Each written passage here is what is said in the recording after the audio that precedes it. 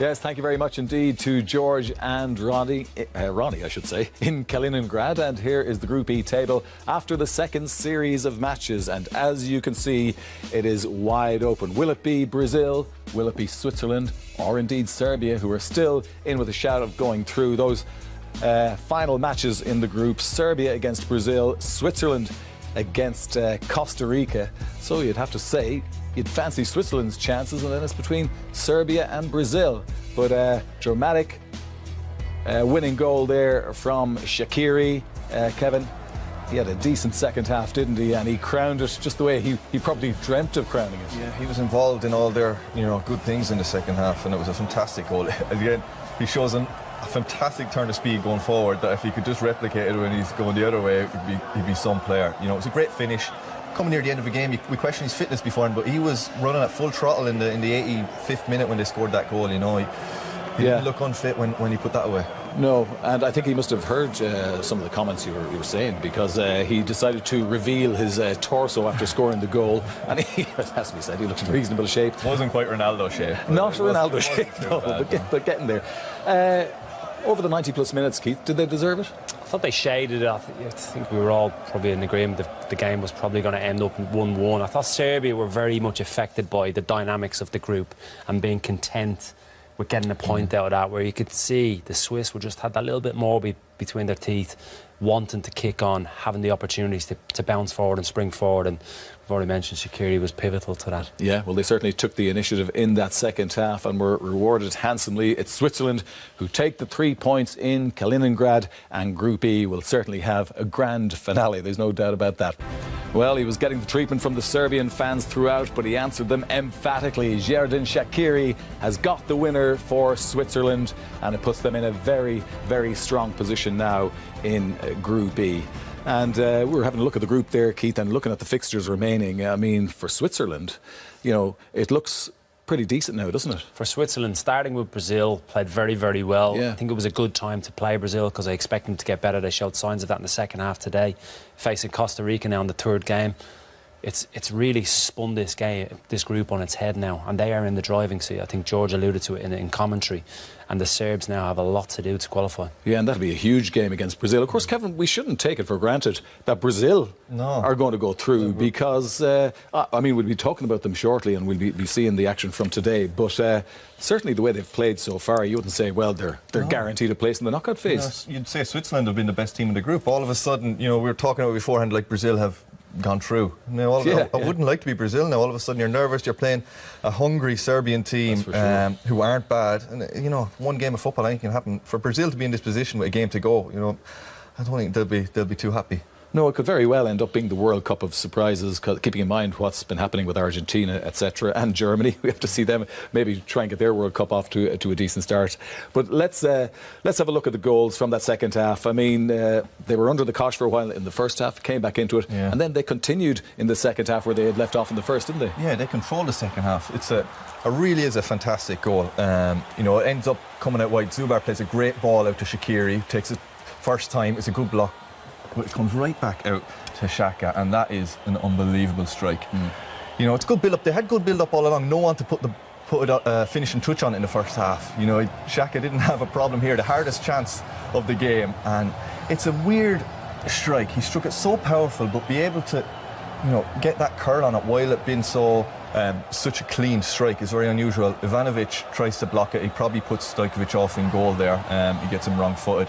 But that curl on the ball, just saying it to Keith, it was a very pure strike. And when it's that pure, it's unusual to see the ball curl like the way it did into the corner. Yeah, really, really lovely goal. And Keith, then right in the 90th minute, then they got the winner. And I know you're just itching to give Shaqiri all the praise in the world, but I mean, you did acknowledge he had a great second half, didn't he? He did. He played very well, and I think there's never an issue with this lad's talent. It's just when he produces it, how often he produces it.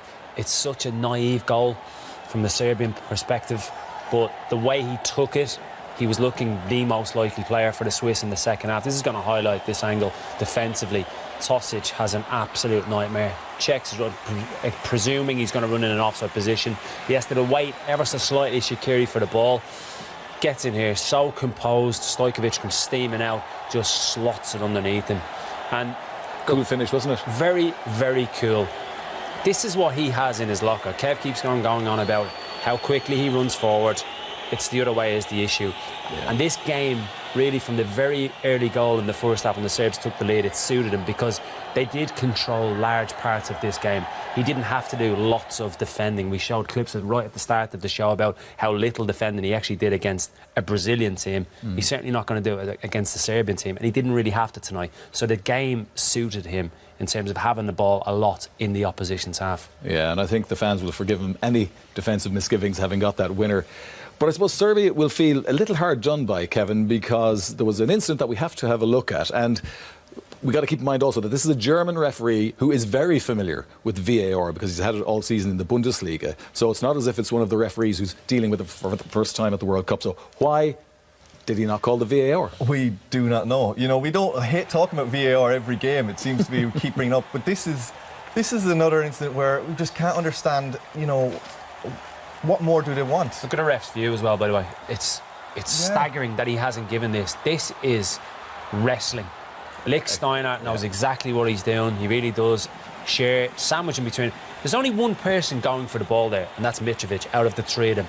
It is staggering with the view he has had to not even look at it. To not even look at it. And then the arrogance in which he speaks to Mitrovic now dismisses him.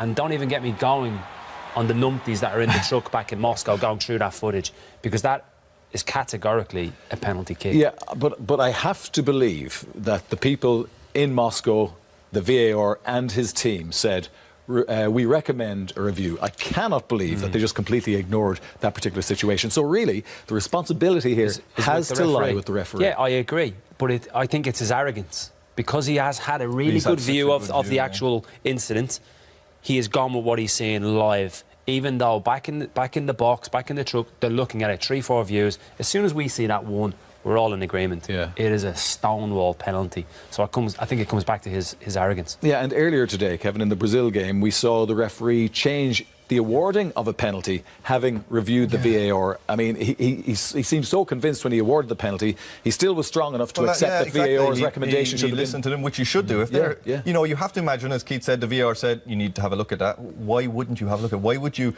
give yourself the opportunity to be wrong? You know, be humble enough to just go, 20 seconds quick, okay, I was right, I was wrong, or whatever. But in that instance, you know, there should be a red button up in that controller.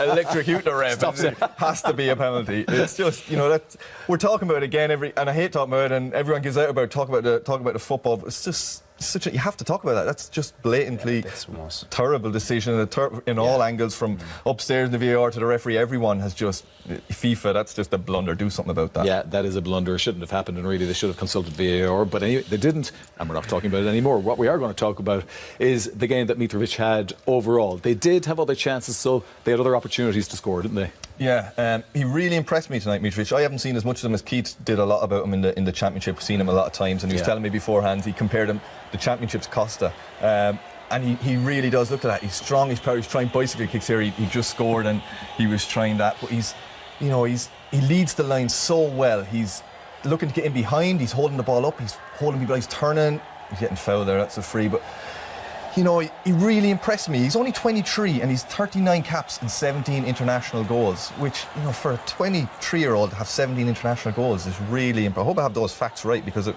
is really impressive. You'd wonder why, very unlucky, you know, that's probably one thing there, if he had a little bit more pace to get on the end of things. But you'd wonder why Newcastle sent him on loan to Fulham this year, because he's, you know, on paper and his stats and playing for his national team, he's a top player. That's what he does lack, that half a year to play at the very, very top level. And I think the Newcastle dynamics, he doesn't fit into Rafa Benitez's way of playing instructions. He's a little bit of a free spirit. I think he's a bit of a cannon at times. All right. He's come into Fulham done very, very well, but I would expect him to move on and do very, very well at a Premier League club. How high that will be remains to be seen. Yeah, well, he's had a good World Cup so far, which will do him the world of good as far as prospective clubs are concerned. Time for a quick recap, though, on the other game in this group today, Brazil, who drew with Switzerland.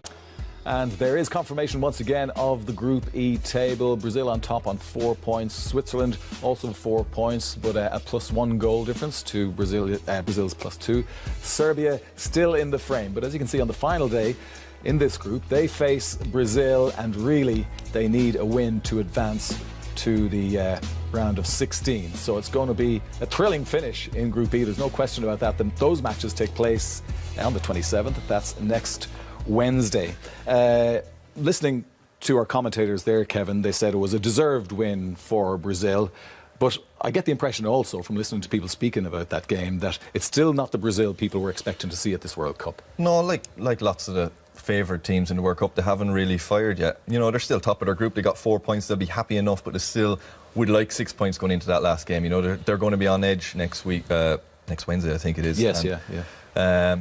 They haven't fired, but no one really has. So, you know, they'll slow to get going. Everyone is in the group stages, and if they get out of the group, I'm sure you'll see a better Brazil in the next stage. Yeah, of course.